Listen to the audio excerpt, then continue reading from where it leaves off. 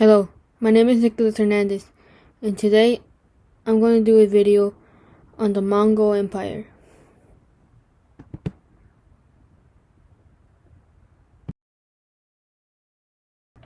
Who? The Mongol Empire had a leader named Temujin, and in 1206 Temujin was elected king of the Mongolian Empire.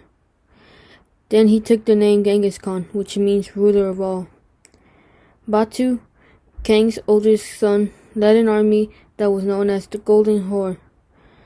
The Golden Horde was successful in many attacks, but fate intervened because back in Karakorum, Ogili Kang, the great Kang's successor, had died, and by the time Batu returned to Europe, he had lost all interest in conquering Western Europe. While Batu led the Western armies, Helgu, the grandson of Genghis Khan, took charge of the southwest region. In 1258, Hulgu led the Mongols into the Adbasi territories, where they destroyed the city of Baghdad and killed the Caliph. However, in 1260, they were defeated as a result of a temporary alliance with the Muslim Mamluks.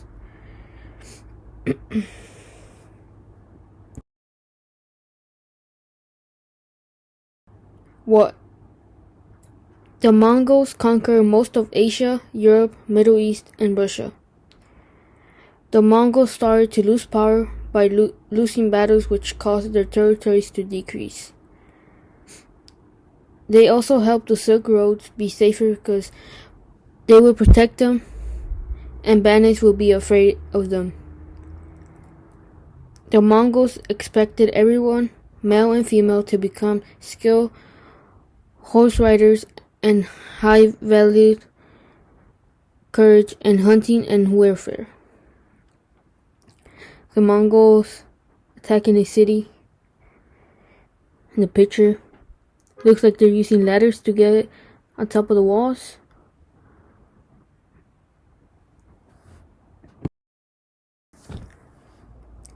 Where? The Mongolian Empire extended from Asia, Middle East, and Europe. They conquered so much land that it made them have lots of powers in many areas. The Mongol Empire is the largest land-based empire in all of history. The picture shows how long the Mongol Empire stretched from and what areas it conquered. You see right there. Asia, Europe, Russia. They conquered some of Russia. And the Middle East too.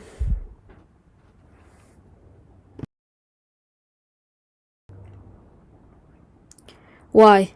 When the Mongols attacked cities, they would take the prisoners of war and make them join them. This really helped them improve because sometimes the prisoners of war will be engineers or artisans, and they will show them their skills.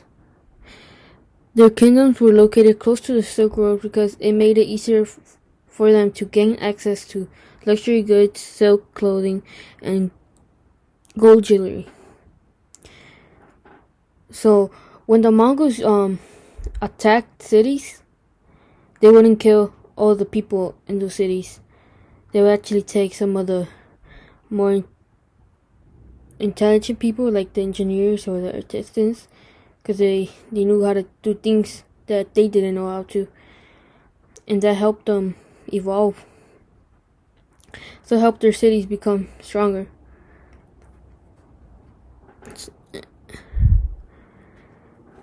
And the picture shows the Mongols raiding a city in the back, and the leader leading them away.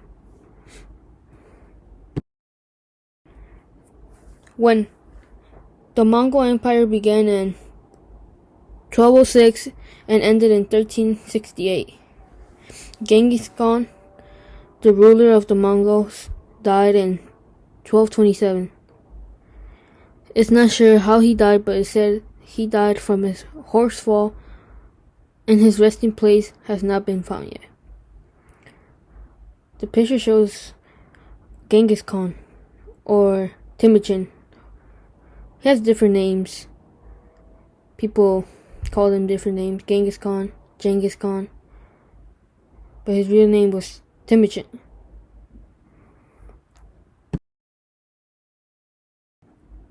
How? The Mongols managed to rule in many areas because of how they ruled. If you respected them, they would have not caused harm to your city, and they would have let you be. Genghis Khan made his army into different groups. If one person in the group rebelled, the whole group will be killed. When the Mongols would attack, they would attack fast and quick.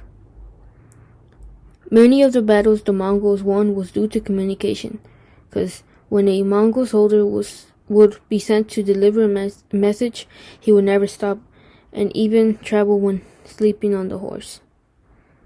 Yeah, the Mongols,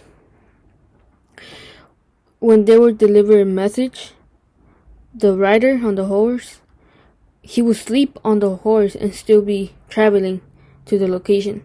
Because the communication, it was a big part back then, because they couldn't communicate through phones or social media. So that cost them, communication helped them win a lot of battles. And Genghis Khan created these groups of 10, 100, and thousands of people in different groups, and they all be sent to do specific things.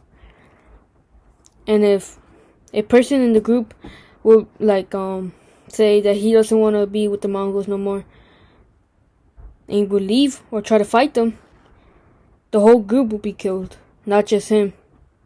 And that's how the groups helped each other out, so nobody will be killed. So hey man, be quiet, don't say nothing, because then they will be killed as well.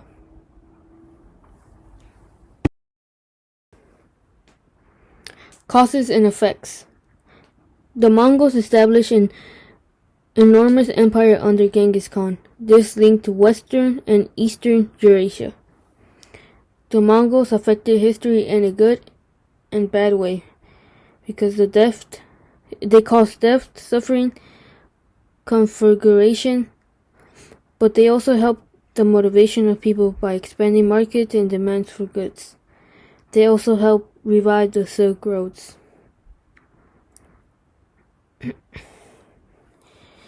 The picture of the Silk Roads on top, and how the Mongols used it to gold, silver, silk textiles. The cities too, you see. Some important cities: Kashgar, Samarkand.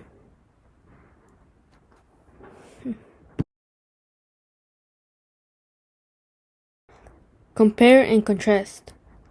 The Mongols were a Mongolic ethnic group native to Mongolia and to China's Inner Mongolia. They also lived in other regions of China as well as in Russia. Mongols were the Muslim dynasty that ruled Delhi and other parts of India from 1526 through 1857. It's a picture of the Mongols and the Indian dynasties, the Muslim dynasties.